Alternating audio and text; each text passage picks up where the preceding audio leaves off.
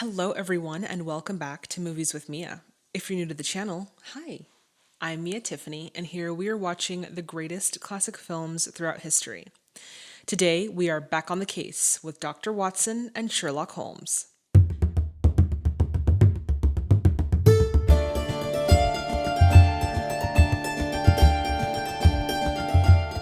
Before we jump into today's case, I would like to shout out my Golden Oscar patrons. Guys, thank you so much for your continued support of the channel.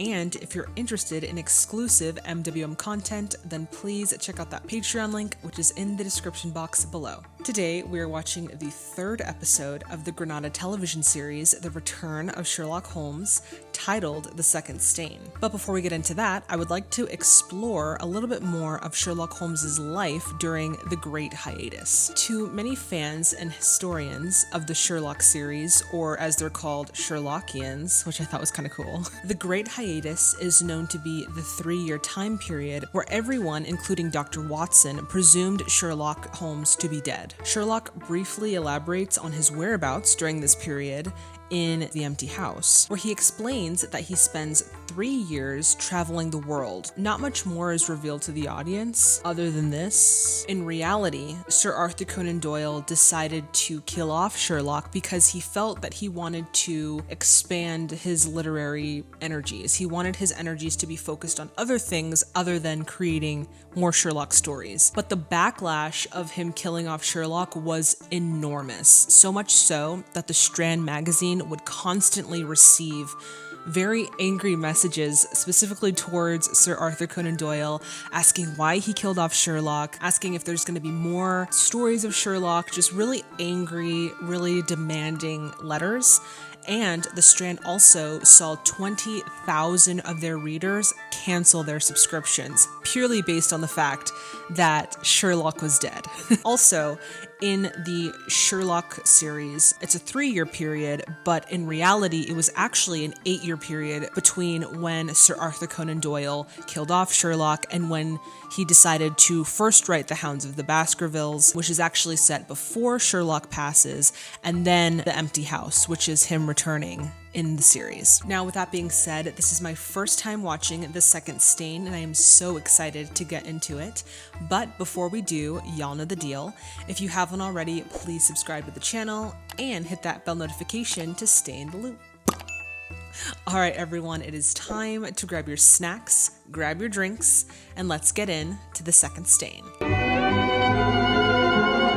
I feel like this score is so fitting for Sherlock. Oh, already love the POV shot here. Sherlock Holmes received a mysterious message. 2 men will be visiting Baker Street and under circumstances of complete secrecy. Complete secrecy. Okay. So this is like a high-profile case already, since it has so much secrecy. A document has been stolen from my private dispatch box. I at once informed the Prime Minister. It was at his suggestion that we both come to you. He's the Prime Minister. Oh my gosh, that's amazing. To inform the police must, in the long run, mean to inform the public. The document in question, this publication might very easily lead to European complications of the utmost moment. What was in the letter? As Secretary of State for European Affairs, I received the letter 6 days ago. I have taken it each evening from my office back to my house and kept it locked in my dispatch box. And you are sure that it was there last night? His mustache is amazing. Both my wife and I are light sleepers. No one could have entered the room during the night. This morning, the paper is gone. What if it was your wife? My wife had gone to the theater. I had waited up for her. It was 11:30 before we went to our room. Jeez, that's late. Each member of the cabinet was informed of it yesterday, but there are 2, possibly 3 departmental officials. No one else in England. Well, what was the contents of the letter? I'm intrigued. Now, sir, I must ask you more particularly what this document is. Yeah, what does it contain? The envelope is a long, thin one of pale blue color, in large, bold handwriting. Interesting and indeed essential as these details are. He cut off the Prime Minister? That's bold right there. What was the letter?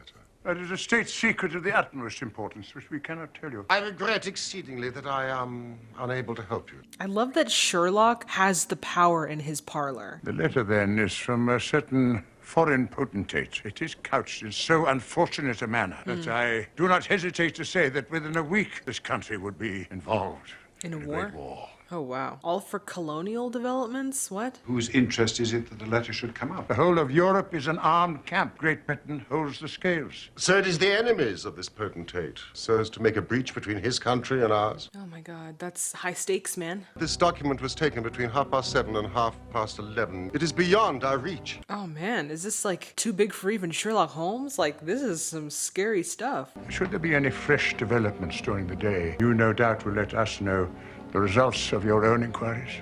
Oh my god, leaving that parlor, they must feel so like there's such an air of uncertainty. Has my husband been here, Mr. Holmes? Holmes, I implore you not to tell him I came here. There is complete confidence between my husband and myself in all matters except politics. On this, his lips are sealed. She knows something, and her outfit is so beautiful. I know that a paper has disappeared. You are the only people, save these politicians, who know the true facts. I kind of like that she's kind of taking power right now. The way she speaks and holds herself, I respect it. What was this paper which was stolen? If your husband thinks fit to keep you in the dark, is it for me to tell? Right. I can't tell you. Why does she want to know what was in it so bad? Is my husband's political career likely to suffer? If it is not put right, it may have a very unfortunate effect. Is there something more that you know that you're not saying? Because I'm getting that vibe. I understood that terrible public consequences might arise from the loss of this document. Of what nature are they? There again, you ask me more than I can possibly answer. Tried to ask the question a different way. I cannot blame you for refusing to speak more freely. And you will not, I'm sure, think the worst of me because I desire to share my husband's anxieties. Maybe just a worried wife, but there's something, I don't know. I think it's a little bit beyond a worried wife. What did you really want? Think of her appearance, Watson, her manner, her restlessness. She did not wish us to read her expression too closely. That's why her hat was freaking shaded. I knew it. There's a reason. Was one of the agents you spoke of called Eduardo Lucas of Godolphin Street? He was murdered in his house last night. Murdered in Westminster. Oh my god, so murder in Westminster, the beginning sequence of the Sherlock Holmes, is this murder. Am I correct to assume that? Here is one of the three men we have named as possible actors in this drama. The odds are enormously against it being a coincidence. Seriously, they are connected. They've arrested the valet. Lestrade has been put in charge of the case. He's buzzing around like a bluebottle. Oh, Detective Lestrade. Oh, I love how we're in all different parts of London. Like, this is cool. They found the murderer, or rather murderess. Apparently Lucas was leading a double life. The man's death is a mere incident. Our real task is to trace the document and save a European catastrophe. I also like that Sherlock and Dr. Watson have a sort of teacher and student dynamic. If Lestrade found it, He would inform the chief commissioner. Was it a mere coincidence? Has this mad wife of his taken it with her to Paris? Should I go to Paris? So many questions. Yes, go to Paris. Mr. Holmes! You've no doubt been following the Lucas case. Ah, yes, the name does seem familiar to me. Like, doesn't really ring a bell, kind of. I've been able to bring the case to a satisfactory conclusion. congratulations, Lestrade. Another feather in your cap. Thank you. Oh, but he's sort of like boasting about it. He's so cute. Before you go, Mr. Holmes, come down to Godolphin Street. I think I could explain it better on the spot. Now tell me about this trifle. Well, you know, in crimes of this sort, nothing is moved. Officers in charge day and night. Well, this morning we thought we could tidy up a bit. Investigation complete. There's like a big blood spot right there on the carpet. This carpet, it's not been fastened down, it's just been laid there. We had occasion to raise it, and we found... I love the lighting. Oh my god, on his face is beautiful. Now, you see this stain? You'll be surprised to hear that there is no stain on the woodwork. So where is the second stain? Title drop. Was the carpet moved? It must have left a mark. There is a second stain, but it does not correspond with this one. I was trying to understand what the second stain meant. Now I see. Oh my. Who shifted the carpet and why? Oh, this is quite peculiar. Who shifted the carpet? And why would... Yeah, questions have already been asked, and I have the same questions. Who was on duty the day after the murder? Macpherson. Examine him carefully. But George, if he knows, I'll have it out of him. Quickly, the tape. Empty.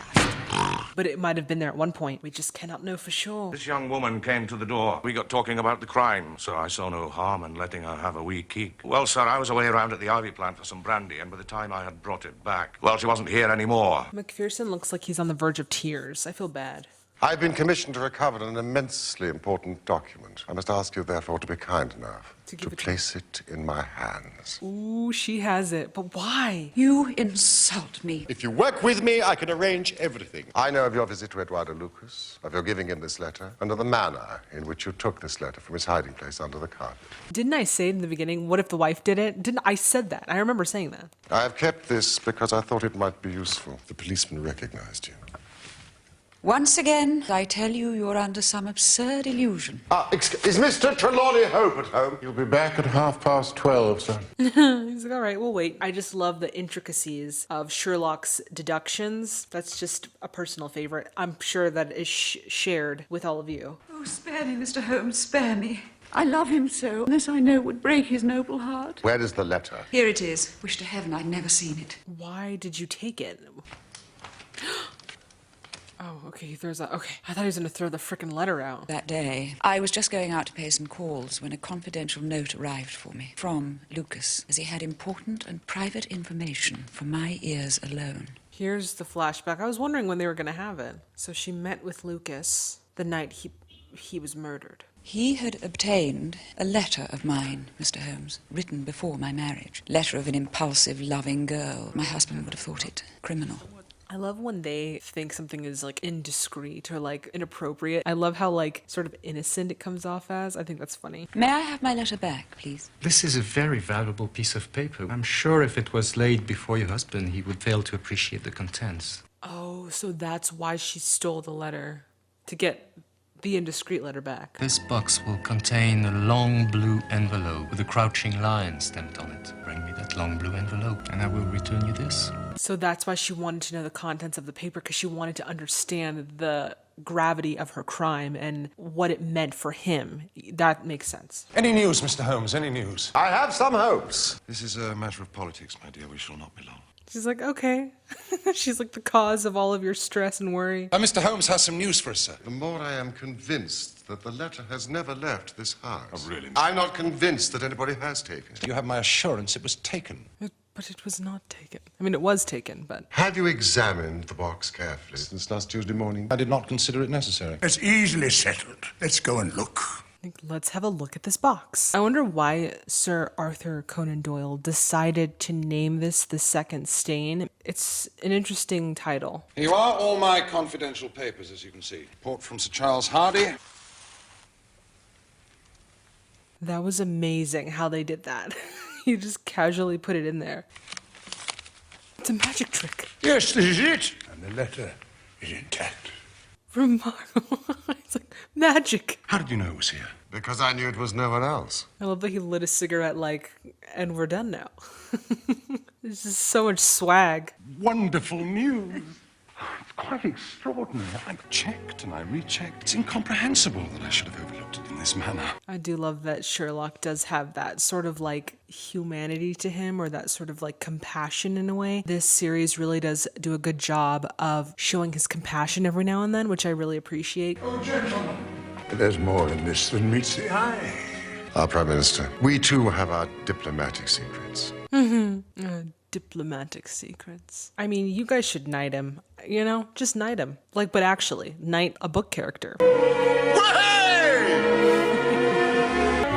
was so good.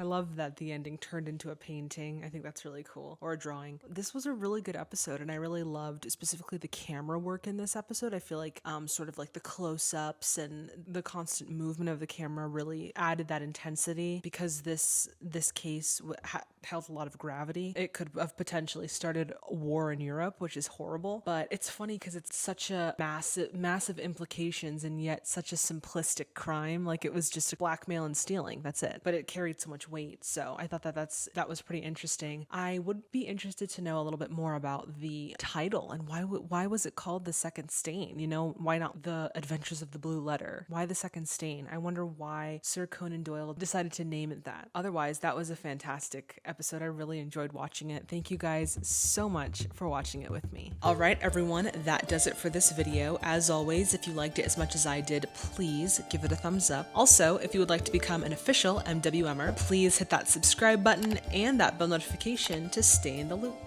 If you would like to see this episode's full reaction, it is on my Patreon. There is also where I hold my MWM live watch parties, where we come together and we watch one classic film live via Zoom. So if that sounds of interest to you, then please check out that Patreon link, which is in the description box below. In our next video with Dr. Watson and Sherlock Holmes, we will be watching episode 4, The Musgrave Rituals. Now, I've heard a lot of good things about this one, so I'm very excited to watch it. If you have not seen or read The Musgrave Rituals, then I highly encourage you to do so before watching the reaction, and I have provided a link of where I bought my physical copy of The Return of Sherlock Holmes down in the description box below. I also want to let you guys know if there are any changes to the schedule of the channel. I tend to put it in the community tab on my homepage, so if you ever want to know what's going on, why there's a bit of a hiatus or a short break, I always try to keep you guys informed there on my community tab, so check that out if you ever need to know what's going on in the channel. If you have a recommendation for any classic Hollywood films, please reach out to me on social media, on Facebook and X at Movies with Mia, and on Instagram and TikTok at movieswithmia_. This is the first time I called it X alone, that's why I got a little confused. And while you're on social media or online in general, why not check out my Letterboxd account, where I basically put all of the shows and movies we've watched on the channel. It is under the handle at Mamma Mia Tiffany. And with that is all I have for you guys today. For those of you who have stuck around to the end, thank you guys so much. I really appreciate you. This has been such a pleasure. Please stay safe and healthy out there, and I'll see you, boo, in the next video. Bye, everyone. And we're back. Hello. The screen share is gonna be so bad in freaking post-production. I don't know how I'm gonna let it just stay green. Oh, that's gonna be so bad. Hopefully it doesn't pick up too much. I'm so excited to do these intros. Editing them is so much fun. Also, if you'd like to become an official MWMer, why did I say it like that? Choppy, but it works. It works. Bye.